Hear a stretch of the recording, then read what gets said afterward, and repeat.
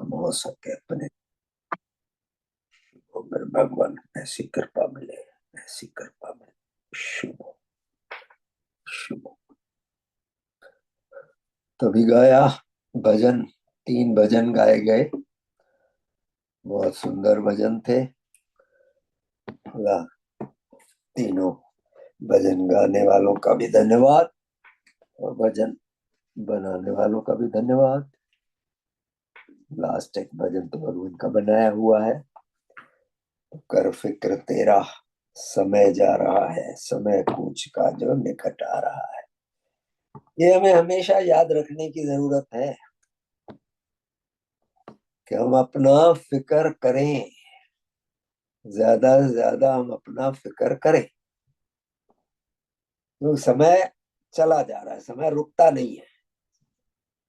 तो तुक सोच कर देख मार्ग को अपने, कहाँ जाना था और किधर जा रहा है कि नहीं।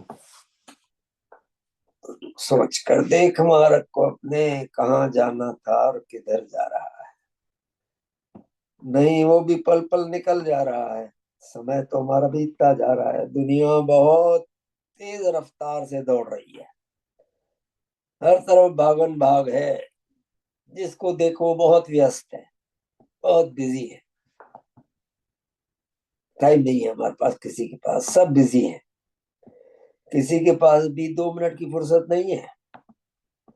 जब फुर्सत मिलती भी है थोड़ी बहुत, तो उसे भी किसी न किसी काम में लगा देते हैं, या दौड़ भाग सिनेमा में पहुंचते हैं, किसी मनोरंजन के साधन में पहुंच जाते हैं, या कोई और मनोरंजन का साधन तलाशते हैं। गरज ये कि लोग 5-10 मिनट रुक कर सांस लेना, कुछ एकांत में बैठना, कुछ अपने बारे में सोचना ही नहीं चाहते। भागम भाग में लगे हुए हैं हम लोग, कुछ नहीं सोचना चाहते अपने बारे में। तो भाई भगवान कह रहे हैं कि खुद के लिए वक्त निकालो। हमें अपने लिए वक्त निकालना चाहिए, जरूरी है। अब वक्त तो कहेंगे, वक्त तो हम निकालते हैं, देख तो रहे हैं। पिक्चर देखने गए तो वो भी वक्त है हमारा, सर्कस देखने गए और कहीं गए तो वक्त ही तो है ना। नहीं, भगवान तो आत्मा के डॉक्टर हैं, तो आत्मा के संबंध में उनकी बात रहती है। कब अपने बारे में सोचने का हमारा तात्पर्य आत्मिक संबंध में है, कि आत्मिक बारे में हम कभी लोग बैठ करके महसूस ही नहीं करना चाहते कि हमारी आत्मा किस हाल में है, बिल्कुल नहीं देखना चाहते। केवल हमें शरीर की फिक्र है, शरीर को सजाना, शरीर को सुबह सुबह सैर करने भी जाना ठीक है, अच्छी चीज है। कसरत करो, अच्छे कपड़े पहनो, अच्छी ड्रेसअप हो, ये सब ठीक है, सही है। अपने शरीर का ध्यान भी रखना चाहिए, लेकिन केवल शरीर की फिक्र ज्यादा है। उसके रोगों के, उसके आराम की, उसके कुशल मंगल का ख्याल है सब, लेकिन आत्मा का रूप, उसकी जरूरतों से बेखबर रहना चाहते हैं सभी। आत्मा तो ऐसा नहीं है कि लोगों को मालूम नहीं है, कि आत्मा का ज्ञान नहीं है, ज्ञान है। जिस भी धर्म में हमारा विश्वास हो, किसी का भी, उसमें ही देख लें, आत्मा के बारे में कुछ मूलभूत तथ्य हर उसमें धर्म में मिलेंगे। उन्हें ही पूरे कर ले भाई, ठीक है। यहाँ नहीं, यहाँ मुश्किल लगता है, तो जो जो और धर्म में मिलते हैं उन्हें पूरा तो करें, आत्मा के लिए अपने कुछ करें तो सही। मगर नहीं, इंसान जितना शहरी वातावरण में आता जाता है, उतना ही केवल जीने के लिए जीने लगता है। शहर में सब सुविधाएं हैं, न पानी भरने जाना पड़ता है, पानी घर में आता है, नल है, सब्जी भाजी सब मिल जाती है, बाकी सब सुविधाएं हैं। तो शहर में आकर के जब इतनी सुविधाएं हैं, तो समय बचना चाहिए हमें, कुछ थोड़ा हमें आत्मा के लिए फिक्र करनी चाहिए। लेकिन नहीं, हम यहाँ आकर के सिर्फ जीने के लिए जीने लगते हैं। शहरों में जिंदगी आजकल जीने के लिए जीना हो गया है, और कुछ नहीं है।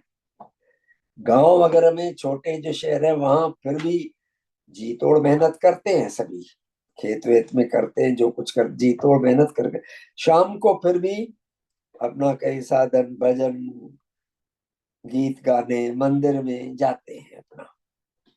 जबकि गांव में सुख सुविधा होते हुए हम कुछ नहीं करना चाहते नॉर्मली, शहर गांव में रखते हैं अपने आत्मा का कुछ ध्यान, लेकिन शहरों की सुख सुविधा आराम की सब चीजें होते हुए भी भाई कैसे माना जाए कि हमारे पास वक्त ही नहीं होता अपनी आत्मा के लिए। होना चाहिए, क्यों नहीं होना चाहिए, लेकिन हम ध्यान नहीं देना चाहते। अब बात यह है कि काम क्या वाकई इतने होते हैं या मनोरंजन की इतनी सख्त जरूरत होती है हमें कि आत्मा को भूलने पर इंसान मजबूर हो जाए। इतने काम होते हैं अभी शहर में कि हम बिल्कुल ध्यान न दें इस तरफ। बात असल में यह है कि इंसान को अपनी आत्मा का स्वरूप देखने में भी डर लगता है। क्या है मेरी आत्मा का स्वरूप, हम डरते हैं उसको देखने में भी। वह यथा स्थिति बनाए रखना चाहता है, इनर्शिया, इनर्शिया जिसे कहते हैं कि जब तक बड़ा धक्का न लगे पीछे तब तक हम अपनी पोजीशन चेंज नहीं करना चाहते। तो इनर्शिया में हम रहना चाहते हैं, आगे डरते रहेंगे, बाकी कुछ नहीं करेंगे, वही जो चल रहा है उसी में खुश है। अब अपना यथास्थिति जिसे कहते हैं तो वो बनाए रखना चाहते हैं अपना। भाई पास देख करके क्या फायदा, गड़े मुर्दे क्यों उखाड़े, ये सोच रहती है, गड़े मुर्दे क्यों उखाड़े, जो हो गया सो हो गया, अब फिर उसके बारे में क्यों सोचना। भगवान तो कहते हैं कि नहीं, एक तो अपने पाप को देखो, फिर अगर गलती की है तो उसका परिशोध करो। हमारे माननीय पटवारी जी ने रिश्वत जो ली थी वो लौटा नहीं गए, गांव गांव जा करके माफी मांग करके पैसे लौटाए रिश्वत वाले। लोग ये कहते हैं भाई जो हो गया जो हो गया, अब गड़े मुर्दे काहे को खाड़े बैठ करके हम, हो गया ठीक है, भूले उसे। गलती कौन नहीं करता, हर एक से गलती होती है। हम कहते हैं ना भगवान से बार बार, हम तो मनुष्य आत्मा है, हम तो गलती तो हमसे होगी ही होगी, समझे, और किससे नहीं होती। अब भाई गलती हो गई तो उसको भूल कर आगे के सुध लेना ही समझदारी है ना, ये तर्क रहते हैं हमारे नॉर्मली। हो गया भाई, ले ली थी इसमें रिश्वत, ठीक है अब हम भजन करके खत्म करेंगे, नहीं भैया, परिशोध नहीं होता। हानि परिशोध भगवान ने दिया है तो परिशोध भी दिया है, दोनों का कोई हित होता है तो उसका भी परिशोध होना चाहिए, लौटाना चाहिए। और हानि की है तो हानि का परिशोध करना चाहिए। तो जब भी इंसान को ये कहा जाता है, हमें कभी कहा जाता है कि अपने कर्मों पर नजर डालो, हानि परिशोध कर लो, ऐसे ही बीसियों के बहाने हमें सुनने को मिलते हैं कि मैं हो गया, गड़े मुर्दे क्यों उखाड़े, निकल गया, चला गया, अब टाइम बीत गया, जो उस समय था वैसा कर लिया हमने, अब पिछले पापों का क्यों कफारा करें।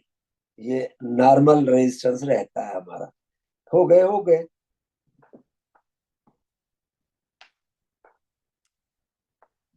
अब इंसान को अगर हम कहते हैं, हमें कोई कहे कि सच्चाई भलाई की राह पर चलो भाई, परोपकार पर ध्यान दो, तो भी बड़े बहानों की लिस्ट तैयार रहती है। बहुत बहाने सुनने को मिलते हैं इसमें भी। बहानों से काम न चले, हमको तर्क भी करते हैं, तर्क सही नहीं कुतर्क करते हैं। हम कैसे मान लें कि आपका बताया रास्ता ही धर्म मार्ग है, ये सवाल रहता है।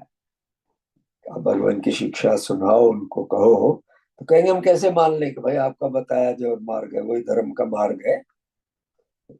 सच्चाई तो किसी पर जाहिर है नहीं पूरी तरह से, किसी ने देखा तो है नहीं। तो एक साथ मरने के बाद जाकर के क्यों न देखे, तब शुरू करेंगे अगर होगा कुछ तो। ये भी तर्क कुतर्क है, बहुत सुनने को मिलता है। तो भाई आपका कहना हम क्यों मान लें, कैसे मान लें। अब लाख बताइए परलोक के बारे में। भाई परलोक है, बाद में हमारे कर्मों का हिसाब है। लोग मानते हैं कर्मों का हिसाब है, लेकिन कर्म करते हुए फिर हमारी थ्योरी जो है पूरी, वो पाप बख्शाने पर है, छोड़ने पे नहीं है। भगवान से भी हम मांगने जाते हैं कि बख्श दो, हमारे पाप बख्श दो। मैं करता जाऊं गलती, तुम माफ करते जाओ, प्रभु मेरे अवगुण चित्त न धरो। क्यों नहीं धरे भाई? रीजन क्या? आगे कितने तुम परोपकार के काम में जुट गए हो जो तुम्हारे अवगुणों पर ध्यान न दिया जाए। लेकिन नहीं, हम वही हैं कि हमें 1 लाख हम कमा लें, एक सवा हजार का प्रसाद चढ़ाएंगे। अब भाई ये तो बहुत बड़ी, ओशो का कहना है कि कोई अगर भगवान, कोई भी देवता है भगवान, अगर थोड़ा सा प्रसाद लेकर के, चोरी की कमाई का थोड़ा हिस्सा लेकर के और पाप माफ करने की बात करता है, तो उससे बड़ा भ्रष्टाचारी कोई नहीं है भाई। लेकिन दुनिया नहीं मानती, दुनिया को अपोज करेगी इसमें। तो भलाई का काम कैसे करेंगे? अगर कहेंगे सच्चाई भलाई का काम करो भाई, कैसे करेंगे? सब चोर हैं, दान लेते हैं और पैसे खा जाते हैं। ये नॉर्मल हमारा रहता है का पॉलिटिक्स है जी, हर तरफ जहां भी पैसे दो वो खा जाते हैं, पॉलिटिक्स घुस जाती है, जो करता धरता है वही खा जाते हैं। है, ये एग्री, बेईमानी है। लेकिन उसके बाद भी ऐसा थोड़ी है कि हम भाई देना छोड़ दें, वो उसका कर्म है। हमें अपना कर्म करना चाहिए, मदद के दान पुण्य करना चाहिए, परोपकार करना चाहिए हमें। हम कहते हैं स्टेशन पे बच्चे मिलते हैं बहुत से, बहुत बार बार पढ़ने को मिलता है कि छोटे छोटे बच्चे आते हैं, मांगते हैं, भीख मांगते हैं। हम 1 रुपया 5 रुपया दे दिए उनको, तो बस जहाँ उनके पास 10 15 20 रुपए इकट्ठे हुए वहां जाते हैं और गांजा लेकर के फूक लगाते हुए पड़े रहते हैं 2 3 घंटे। ठीक है, होंगे कुछ लोग ऐसे, ये नहीं कहते कि नहीं होंगे, लेकिन उसके लिए हम अपना दान पुण्य करने का हिसाब क्यों बंद करें? सभी तो ऐसे नहीं होते, हमें पता थोड़ी होता है जो मांगने आ रहा है हम उसको 2 रुपए दे रहे थे, गांजा ही जाके पिएगा। तो शुभकामना करके हमें देना चाहिए, मदद करना, दान करना ठीक है, फकीर भीख नहीं होनी चाहिए, लेकिन जहाँ जरूरत है वहां देना चाहिए हमें। अच्छे कामों में मदद हमें हमेशा करनी चाहिए।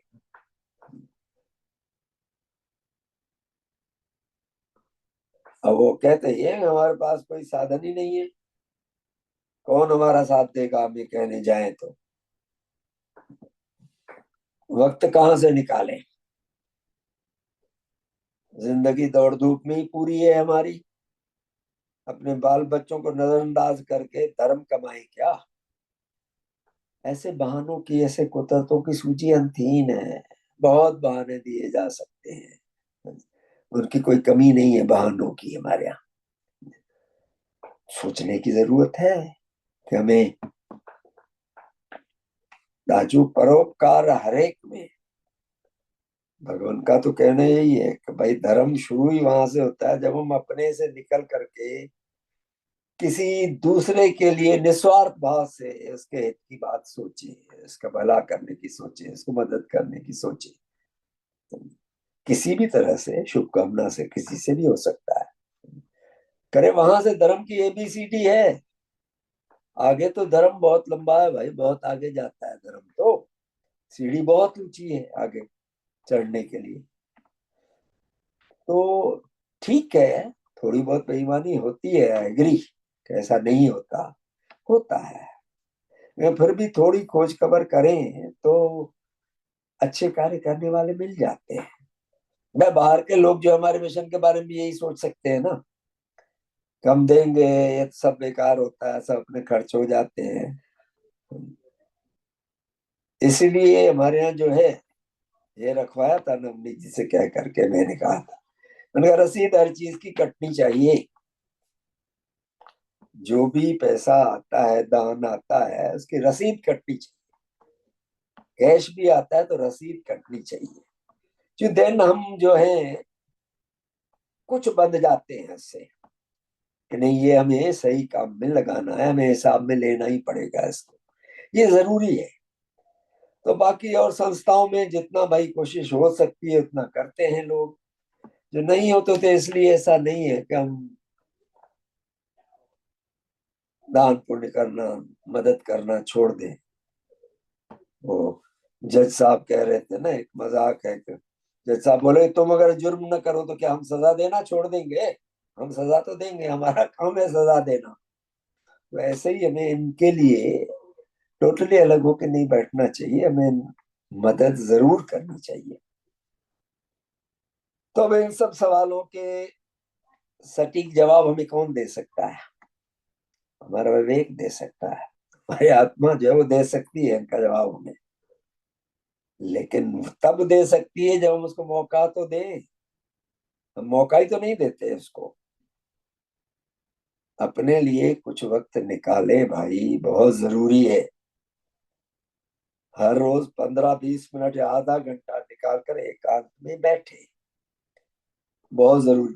नहीं तो आजकल तो ये है कि हमारा मोबाइल मोबाइल हम सबको खा गया है। अभी रिसेंटली मैंने देखा कि मोबाइल में ने कहा कि हमें 4 बीमारियां हम सब लोगों को हो गई हैं आजकल। हमें मालूम नहीं पड़ता उन बीमारियों का, लेकिन बीमारियां हैं सबको, ये चारों। क्या है?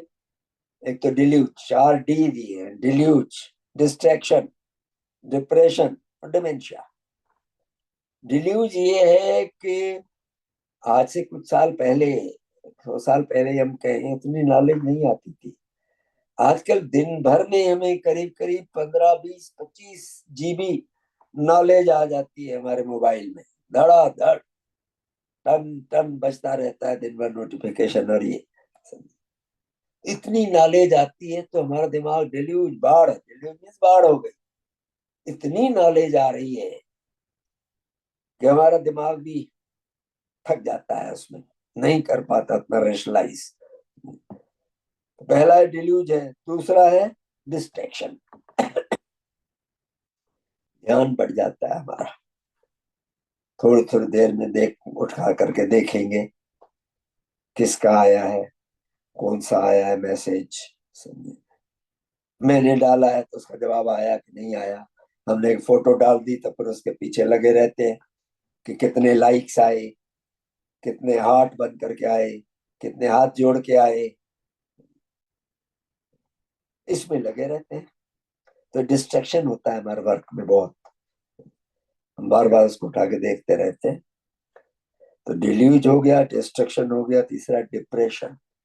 ये लगातार जो हम इसको देखते रहते हैं इतना सारा, वो हमें डिप्रेशन में लाता है, जो हम बाकी अच्छी बातों के बारे में हम सोच नहीं पाते, सिर्फ खोल खोल के पढ़ रहे हैं उसको, मोबाइल को बैठ करके। चौथा है डिमेंशिया, चौथा डी है डिमेंशिया। डिमेंशिया क्या है? डिमेंशिया भूलने की बीमारी होती है, हम भूल जाते हैं। तो हम अगर देखें तो हम बहुत चीजें भूल गए हैं। पहले हमें टेलीफोन नंबर सबके करीब करीब याद रहते, मोस्टली दोस्तों के, इनके उनके सबके टेलीफोन नंबर में याद रहते थे। आजकल याद है? आजकल अपना नंबर भी नहीं याद रहता है।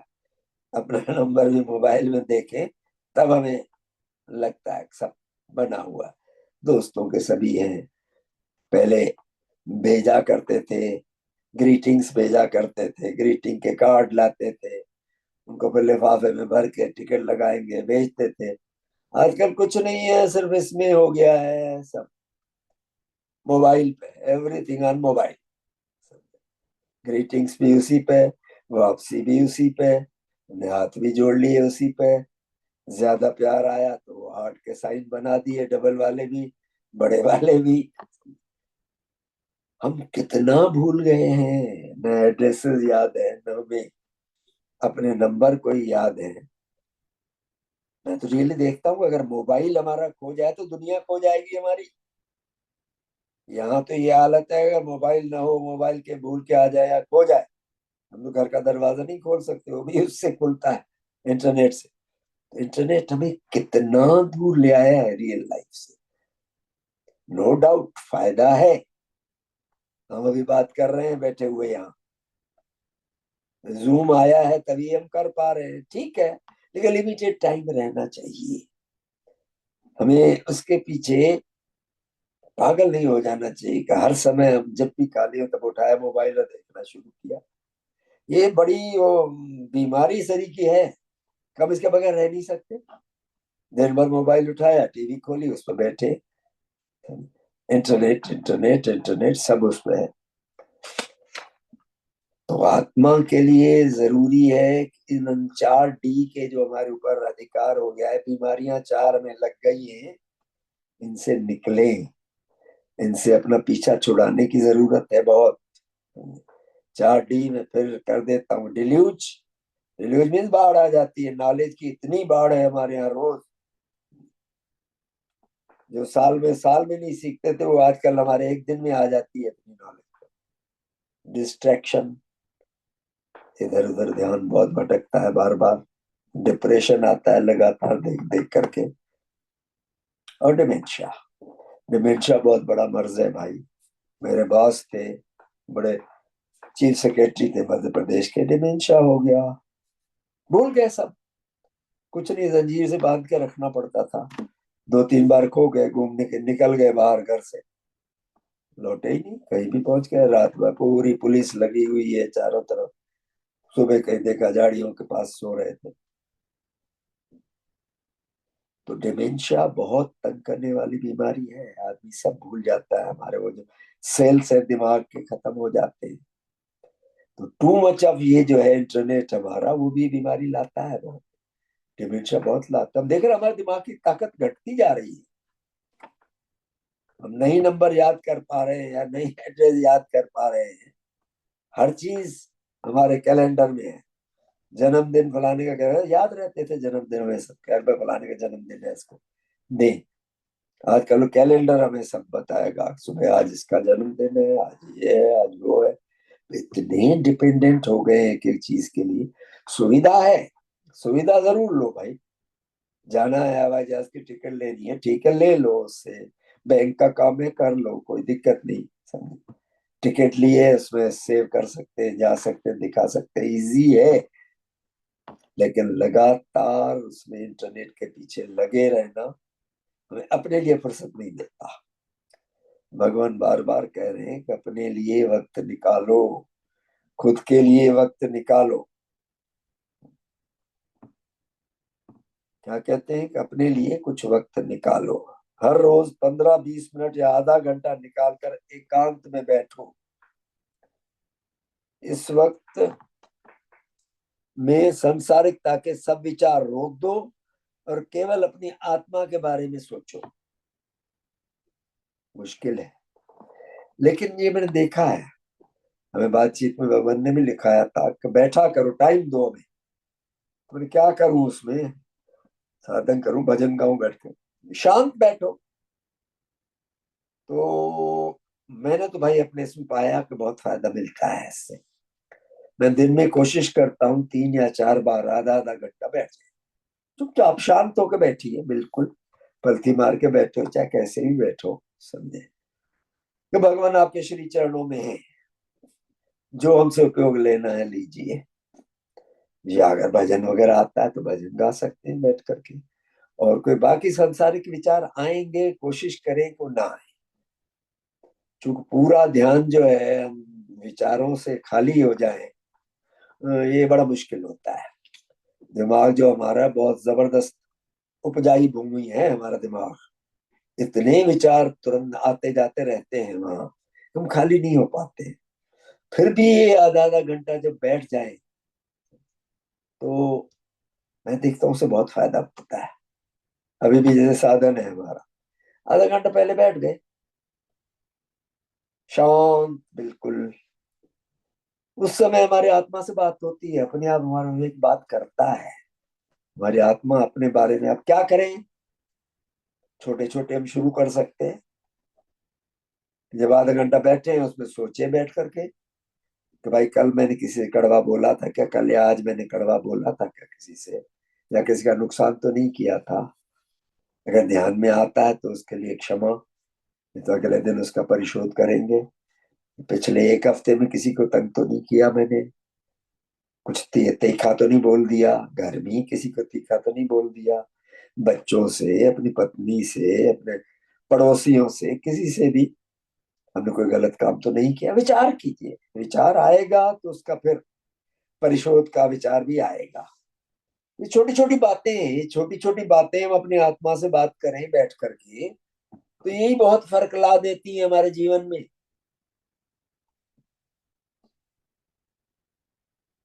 कब कहते हैं, वही मैं पढ़ रहा था भगवान का वो, कि अपने आत्मा के बारे में सोचो। सोचो कि पिछले दिन तुमने किसी का कोई भला या बुरा किया क्या, उसकी भरपाई कैसे कर सकते हैं।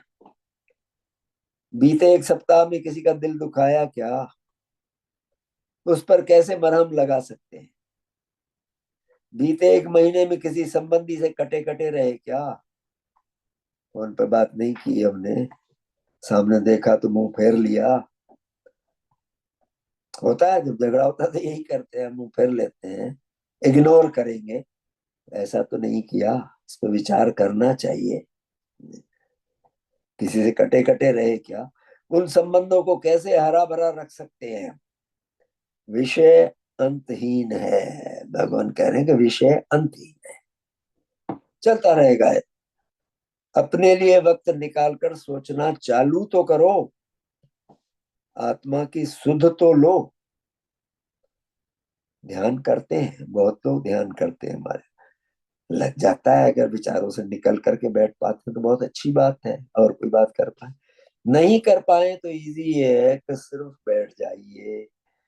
विचार आता भी है तो नहीं, दुनियादारी का नहीं, मैं भगवान के श्री चरणों में बैठा हूँ, सहायकारियों के श्री चरणों में हूँ, उनकी मदद मिल रही है, उनके बारे में सोच रहा हूँ।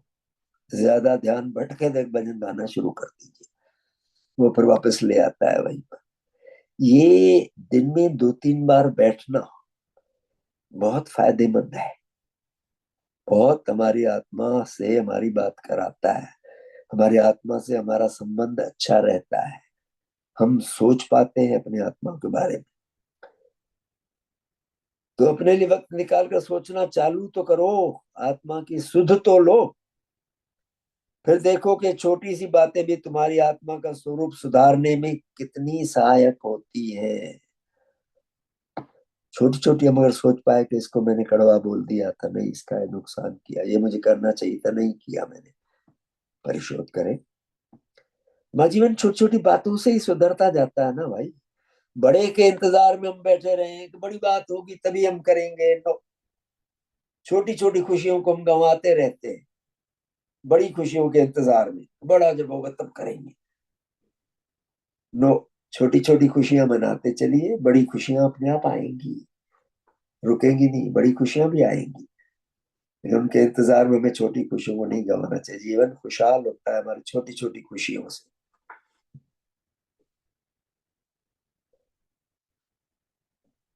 तो कहते हैं कि पर छोटी सी ये बातें भी तुम्हारे आत्मा का स्वरूप सुधारने में कितनी सहायक होती है। किसी भी बिगड़ी बात को संवारने के लिए जरूरी है कि पहले तुम उसे भली भांति पहचानो, उसके नुकसान को महसूस करो, और फिर बारी आती है हानि परिशोध की। पहले पहचाने तो सही भाई, मैंने किया है, किस लेवल की मैंने चोट पहुंचाई है सामने वाले को, उसकी गहराई समझने की कोशिश तो करें हम। हम तो कई बार कहते हैं अरे नहीं छोटा सा क्या किया, थोड़ा सा हो गया, मजाक में किया, नो। मजाक भी मैंने पहले ही बता, मैं लिखवाया 2-3 बार, नहीं भैया किसी को तंज मारना भी नीच कर्म है, हमें नीचे गिराता है। तो ताना मारने की आदत भी छोड़नी चाहिए, हमें नहीं करना चाहिए कभी भी। उसकी गहराई हम समझें, फिर हमें समझ में आएगा कि क्या हमें इसका परिशोध करना है। इस पर बार बार विचार की जरूरत है, हमें बैठने की जरूरत है। मगर हम तुम आंख मूंद कर व्यस्तता का खोल ओढ़े दौड़ते चले जाओगे तो कैसे किसी का भला कर सकोगे। हम तो बहुत व्यस्त हैं, टाइम कहाँ है जी, बहुत बिजी रहते हैं जी सब। वो कहते हैं ना, रहने को घर नहीं है सारा जहां हमारा, सो वो हिसाब है। हमारे पास कहाँ टाइम रखा है जी, बहुत बिजी रहते हैं बहुत। भाई कितना बिजी है, कितने घंटे टीवी देखते हो, कितने घंटे मोबाइल पर रहते हो। उस टाइम में थोड़ा बैठ के अपनी आत्मा की सुध लेना बहुत जरूरी है। आत्मा अगर हरी भरी रहती है तो हमें पॉजिटिविटी में रखती है, बहुत हम खुशियों में रहते हैं, बहुत फर्क आता है जीवन में। करके देखें, बहुत जरूरी है ये होना।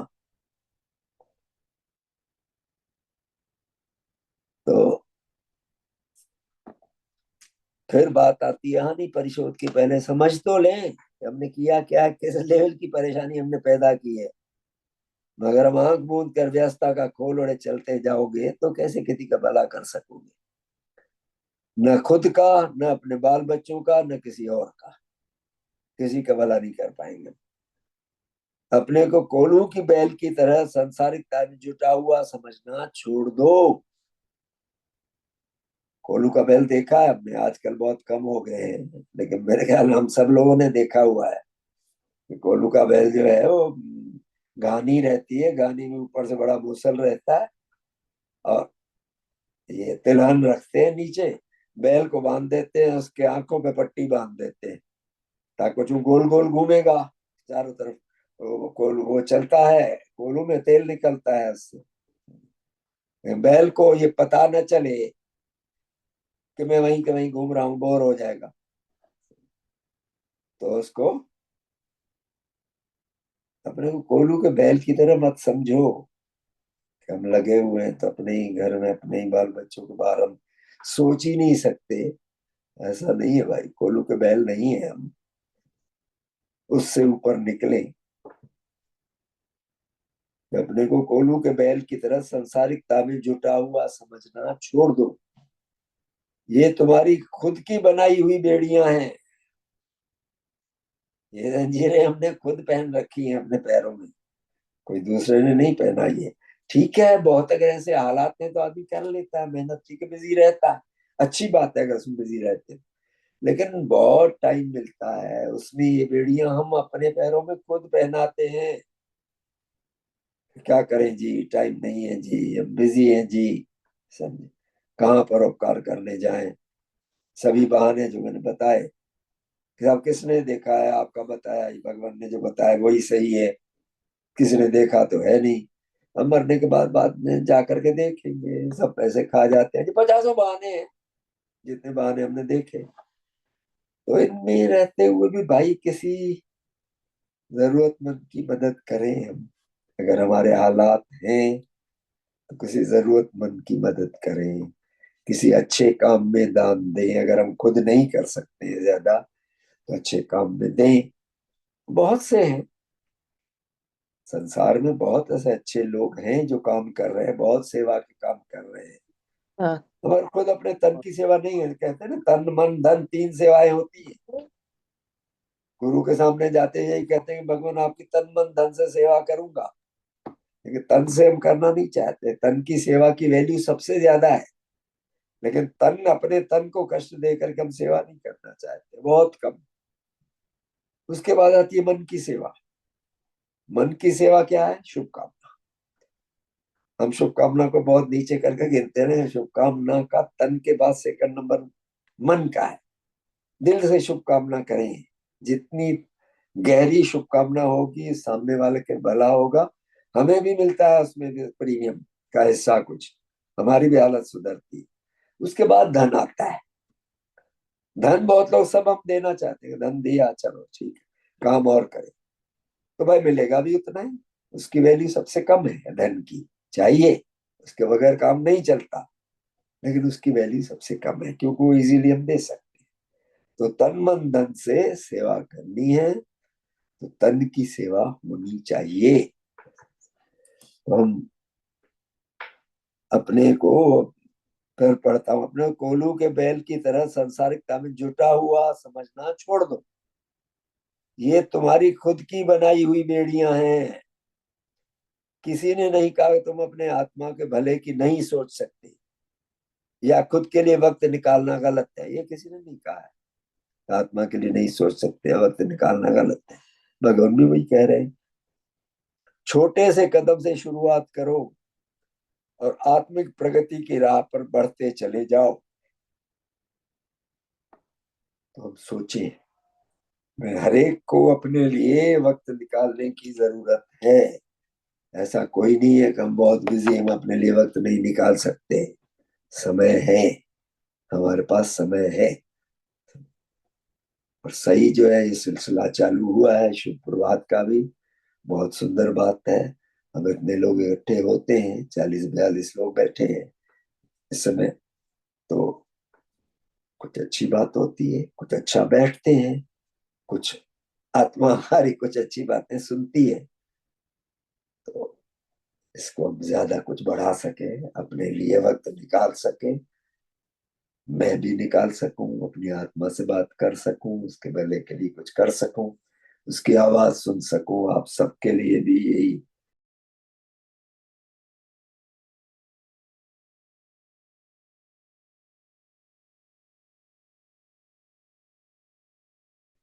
शुभकामना है। आप सबका शुभ हो, सब खूब वक्त निकाल करके अपनी आत्मा का भला कर सकें। शुभ हो आप सबका।